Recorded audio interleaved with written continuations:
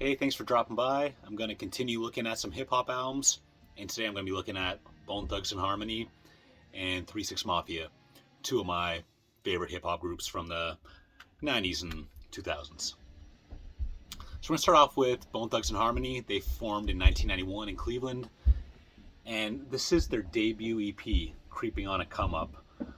Bone Thugs were discovered by Eazy-E back in the early 90s, and he signed them to Ruthless Records. So this album here is 6 songs, and the first 2 songs are an intro and an interlude. My favorite song on here is For the Love of Money, featuring Eazy himself, but the most popular song is probably number 3, Thuggish Ruggish Bone. So Bone Thugs started off with 5 members. You got basically the main 4, Busy, Crazy, Lazy, and Wish. And then over here you have Flesh, who I think he's Lazy's brother. And around the time the group got signed, and for the next several years, he would be in jail. So this is their debut full length, and to this day, probably their most popular and highest selling album, 1999, Eternal. So this album came out 1995 on Ruthless, and this has their 2 biggest hits, Crossroads and First of the Month. Those are still great songs. Despite being overplayed, I never get tired of them, really. And this album, like anyone born between the years of 1970 and let's say the late 90s, if you were a fan of hip-hop to this day, you hear this, you know it, you love it. And it's always it's always the album that will please the hip-hop fans if you got to stick something in the car. My personal favorite is Mo Murda, followed by Buddha Lovers. After that, they put out a double album called The Art of War. I've never owned that. And I know that song, Thug Love with Tupac. But overall, I didn't think that album was great. I was much more into this next one, Bone Thugs and Harmony Resurrection. This came out in 2000. And although this album sold pretty well, I don't hear too many people reference this album. But the song Resurrection, Paper Paper, I think that was the first single and one of the best songs on here. I like 2 Glocks, Can't Give It Up, Weed Song, and the bonus track, which is basically a Busy Bone solo song, One Night Stand. That's a good one as well. It feels like they went on a long hiatus after this, but that's actually not the case. It was just a couple years. In 2002, they put out Thug World Order. The first single on here was Get Up and Get It with 3LW. It's kind of a feel-good, positive song, and that's the song I always think of when I think of this record. Pump Pump's pretty good too. Somewhat forgettable album, but not bad. And it's still bizarre that if I didn't mention they're from Cleveland, I think I did.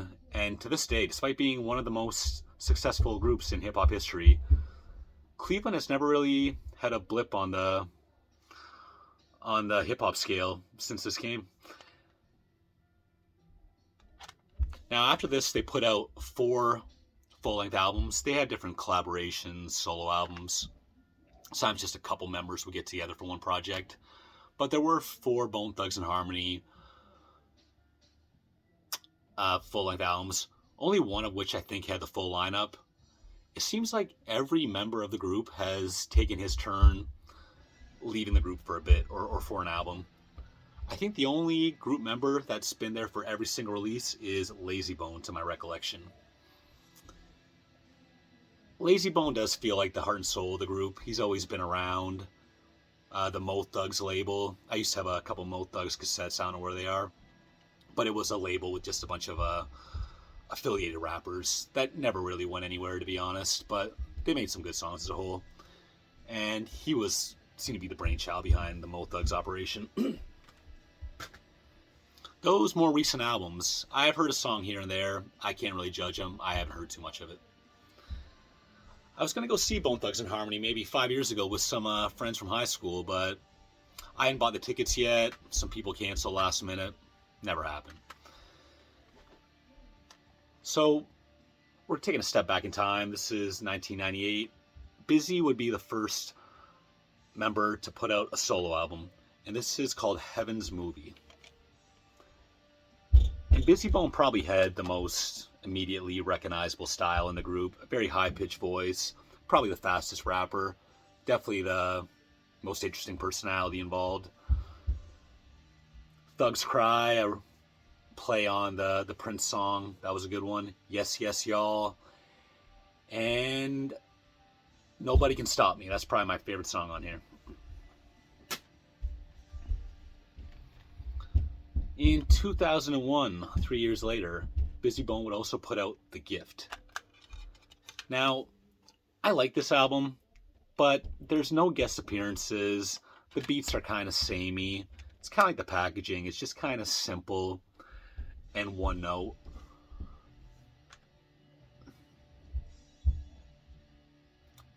Yeah, I'm looking at the song titles here, and definitely a strange release, but it's okay. It does have that song Friday from the next Friday soundtrack. It's one of those classic Bone Thug weed songs. And that's a highlight on here for sure. If you notice, the CD came crashing out of the case just 30 seconds ago. This is a copy of Alpha and Omega. One of my friends back in the day, he was a big Bone Thugs fan and a huge fan of the Busy Bone solo albums. And he always told me that Alpha and Omega was the best one, so he burned this for me. And I did listen to it, I did like it, but I can't really tell you much about it at this moment. Here is Thug Mentality 1999, the debut solo album by Crazy Bone. Crazy Bone was somewhat of a leader in the group. He had the most commanding voice, commanding presence. He was my favorite member in the early days. That kind of changed. But this is a double album. And who they have on here? Tretch, 8Ball and MJG, Snoop, Corrupt, Big Pun, Fat Joe, Mariah Carey, E40, Gangsta Boo from 3-6 Mafia, who we'll get to in a bit. Yeah, 1999, Ruthless Records, Relativity Records. And one thing I always remember about this album is, to my Canadian viewers out there, I'm sure you remember Future Shop, the electronic store that also sold albums and stuff. I remember I bought this from there for like 26, 27 bucks. And literally the next day I saw it for $1.99 at Cash Converters, that chain of pawn shops. I don't know if they're still around or not, at least not in my neck of the woods. We're going to get to what I consider my favorite Bone Thugs release in general, probably. This is called Thug by Nature by Lazy Bone, who went by the name Alberna. And I did talk about this album in another video, just in, I think it was underrated hip-hop albums or something. This might be the only album that I bought 3 times. One time, it was stolen out of a Discman that I left in the bag. Once it got so scratched up, it just wasn't playable on many songs. So I bought it 3 times. This is my 3rd copy. Connecting the Plots with WC. There They Go with Aaron Hall. And there's really not a throwaway on here, but this album really closed out in style. The last 4 songs, Thug by Nature, Smoke On, Listen, and As the Rain, probably the best songs on here. 2001. I thought I had a lot more Bone Thug albums laying around, excuse me. That was just, I guess the fact that I downloaded a lot of this stuff when it came out and made a lot of iTunes purchases. I guess that's all I have for CDs. So I'm going to start talking about 3-6 Mafia, who I thought came after Bone Thugs and Harmony, but actually they also formed in 1991, but they formed in Memphis, Tennessee. And the group's heart and soul is DJ Paul and Juicy J. They make the business decisions around the group. They're two of the main rappers. They make all the beats. They give the interviews. They're the main guys. And Bone Thugs and Harmony and 3 6 Mafia, they actually had a beef of sorts for a while. 3 6 Mafia would accuse Bone of stealing their sound.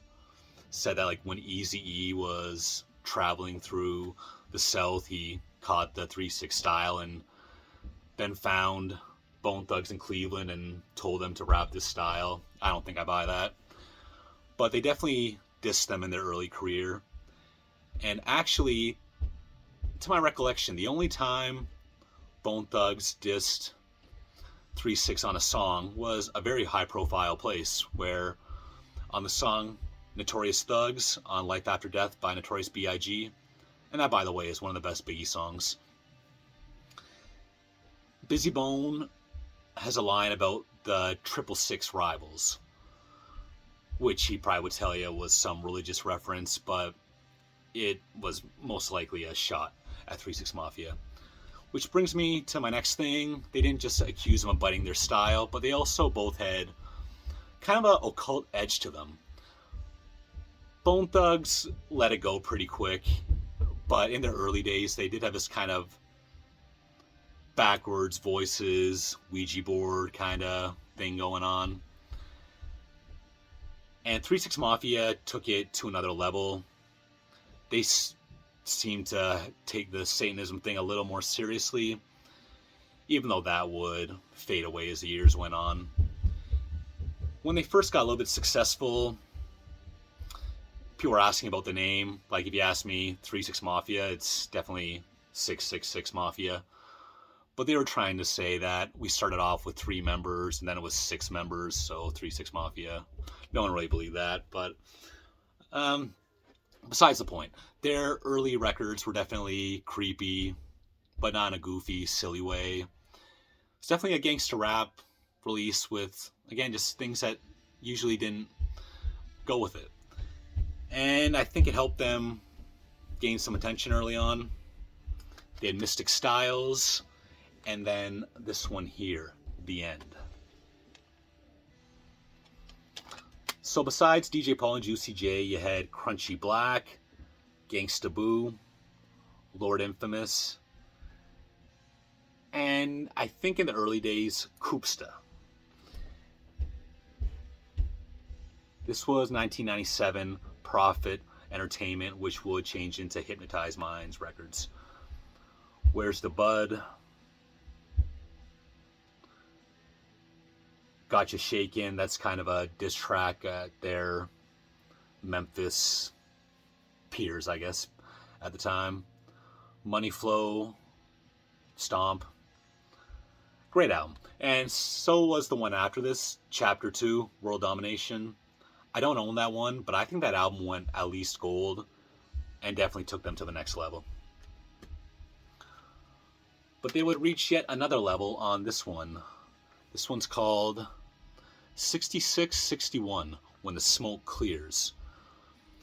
So the big track from here was Sippin' on Some Syrup with UGK. But this album's packed with top-notch songs. You got Memphis, which is an earlier posse cut by them. It's not just the group. They would have, over the years, I mean, T-Rock, Lil White, Fraser Boy, Project Pat, many others.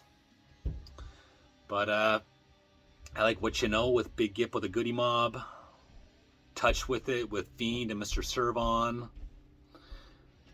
Mafia, I'm So High, Just Like Us. This is one of my favorite 3-6 related releases. And these disc prints, I always loved just the unique style. It reminds me of their beats, just kind of futuristic, and I don't know, just something about it. If I didn't mention already, like DJ Paul, Juicy J, they make all the beats, and it's probably the best thing about this music. I've heard no one. I find rap music right now, I really can't get into the way these guys are rapping. I can't understand what they say. All the auto-tune stuff, I've tried. It's just not for me. But I do think modern gangster rap beats owe a ton of credit to DJ Paul and Juicy J. After that, we have 2003's The Unbreakables. So, Gangsta Boo is gone, but Lord Infamous is still here along with Crunchy Black. They Bout to Find Your Body, Wolf Wolf, Test of My Gangsta, Rainbow Colors with Lil Flip, Dangerous Posse, one of their best. And I also have a copy of that Screwed and Chopped.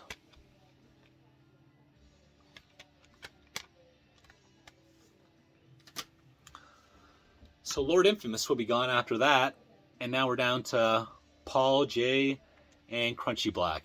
And Crunchy Black, you end up seeing his name on Worst Rappers Ever lists, but he serves his purpose well. He's not trying to be a great rapper. He's got a simple, unique, oftentimes humorous style, and I think he serves his purpose pretty well. This has Stay Fly and Pop My Collar, two of the band's biggest hits. My favorite on here is probably Body Parts. And after this album, they would also have a song on the Hustle and Flow soundtrack, It's Hard Out Here for a Pimp. That was a big hit, and I think that song won them a Grammy.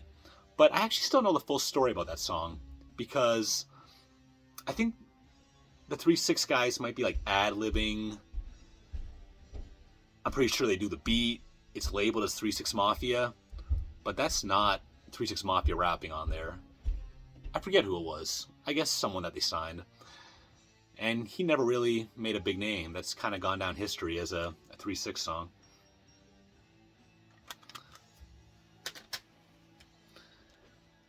Now on this album, Last to Walk, this is 2008. And to this point, the final 3 6 Mafia album.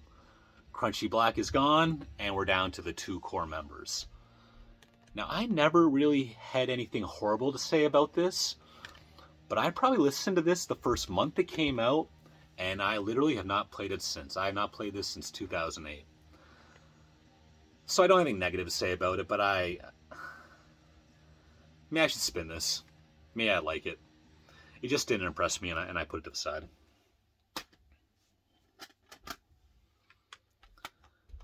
Choices, the album. So this is a compilation of sorts. It's entirely Hypnotized Minds artists, but it's a soundtrack for a movie that they made. And I actually have that on VHS somewhere around here. Basically a simple story, maybe an hour of Paul and Jay. I think they rip off some drug dealers, have a bunch of money they shouldn't have, and there's some fallout from there. And then they get killed at the end. And then a couple years later, there was a sequel where, oh look, they had bulletproof vests, they didn't die, and the story continues. Kind of goofy. But this is a solid release. It's basically just like a 3 6 Mafia album. It plays like an album. There's one song on here. It's a Lord Infamous solo track.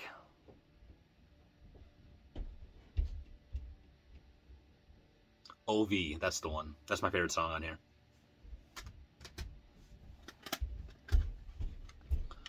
Chronicles of the Juice Man.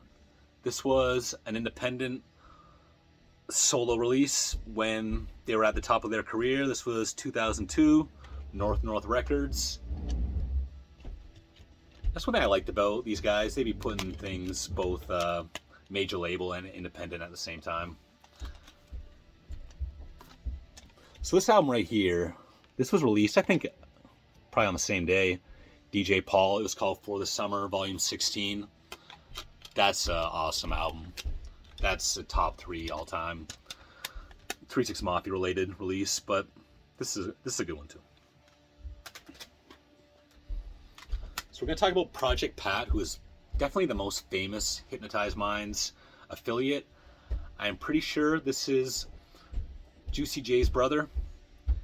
And Project Pat had a very unique style, kind of a laid-back voice, but this choppy, unique flow. This album here, 4.5 out of 5. This stayed in my Discman all through high school. But I like Fucking With the Best, North North, Ski Mask, So High, If You Ain't From My Hood, Whole Lot of Weed. Awesome release. As was the next one, Laying the Smackdown, although it wasn't as good as the preceding one. But my favorite 2 songs on here for sure are number 10, On, and Choose You, which I believe had a remix with Outkast and 3-6 Mafia. And after this, Project Pat would go to jail for quite a while, but he's out now and putting out music. Some pretty good stuff. So where do I go with these guys now? The good thing is that a couple years ago, remember that series Versus?